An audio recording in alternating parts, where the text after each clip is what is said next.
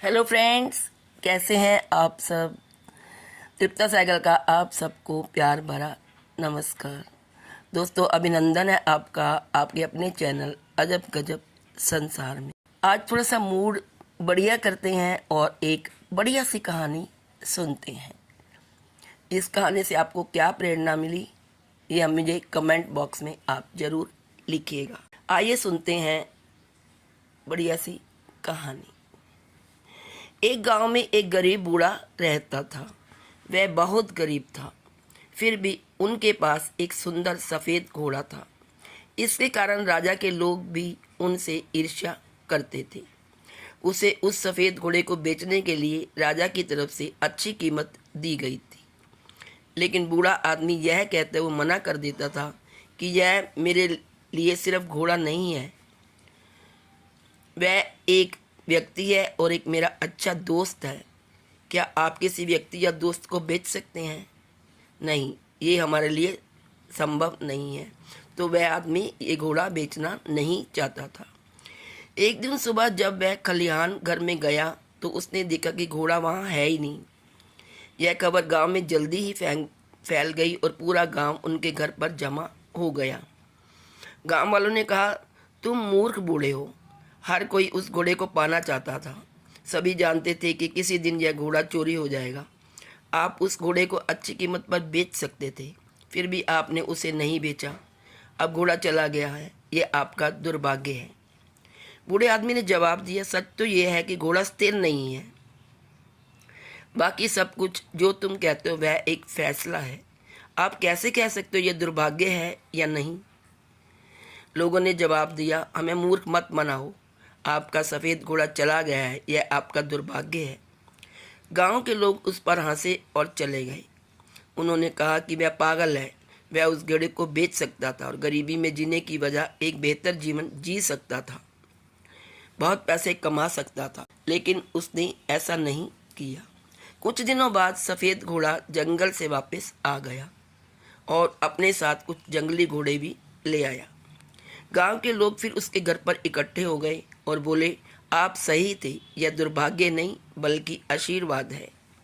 अब आपके पास और भी सुंदर घोड़े हैं, आप उन्हें प्रशिक्षित कर सकते हैं और बेच सकते हैं। बूढ़े ने उत्तर दिया, फिर से आप बहुत दूर जा रहे हो। बस आप यह कहें कि घोड़ा वापस आ गया है और अधिक घोड़ों का होना एक आशीर्वाद है। यह केवल एक टुकड़ा है, एक दिन यह भी गुजर जाएगा। इस बार गांव के लोग चुप रहे। बूढ़े आदमी के इकलौते बेटे ने घोड़ों को प्रशिक्षित करना शुरू कर दिया। कुछ दिनों के बाद उन जंगली घोड़ों को प्रशिक्षण देने के दौरान बूढ़े का बेटा घोड़े से गिर गया और उसका पैर टूट गया। इस बात को सुनकर गांव के लोग इकट्ठे हो गए और बोले, आप ठीक कह रहे थे, अधिक घोड़े होना कोई आशीर्वाद नहीं है। अब तुम्हारा बेटा इससे घायल हुआ है, इस बुढ़ापे में अपने अपाहिज बेटे का क्या करोगे? बूढ़े ने उत्तर दिया, इतनी दूर मत जाओ, इतनी दूर की मत सोचो, इतना ही कहो कि मेरे बेटे की टांग टूट गई है। कौन जानता है कि यह दुर्भाग्य है या आशीर्वाद? किसी को नहीं मालूम। एक महीने बाद युद्ध के कारण गांव के सभी युवाओं को सेना में भर्ती होने के लिए मजबूर होना पड़ा। इसलिए युवाओं के माता पिता और गांव के सभी लोग रो रहे थे। गांव के लोग बूढ़े आदमी के पास गए और कहा, हमारे बेटे हमेशा के लिए चले गए। आपके बेटे की चोट लगना वरदान सिद्ध हुई है। कम से कम वे जिंदा तो है और आपके साथ रह रहा है। बूढ़े ने उत्तर दिया, कोई नहीं जानता, इतना ही कहो हमारे बेटे को सेना में भर्ती होने के लिए मजबूर किया गया और आपके बेटे को मजबूर नहीं किया गया। लेकिन कोई नहीं जानता ये आशीर्वाद है या दुर्भाग्य, केवल भगवान ही जानता है। तो दोस्तों देखिए, भगवान कब क्या करता है ये उसकी इच्छा पर निर्भर करता है। कौन सा काम हमारे लिए वरदान सिद्ध होता है और कौन सा अभिशाप, ये हम नहीं जानते, लेकिन भगवान की करने को कोई टाल नहीं सकता। वह हमें आशीर्वाद भी देता है और कभी कभी हमारा दुर्भाग्य भी वो होता है। कभी कभी ऐसे कर्मों से हमारा दुर्भाग्य भी लिखता है। तो इस कहानी से क्या शिक्षा मिली दोस्तों?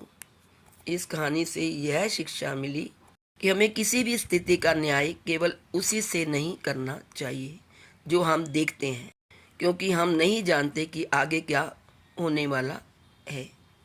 भगवान अगर कुछ करता है तो हमारे अच्छे के लिए ही करता। इसको हम दूसरे शब्दों में कहें तो ये कह सकते हैं कि भगवान जो करता है अच्छे के लिए करता है। तो दोस्तों, ये थी आज की कहानी। आशा है आपको पसंद आई होगी। तो दोस्तों, खुश रहिए, प्रसन्न रहिए। जो प्राप्त है वही पर्याप्त है।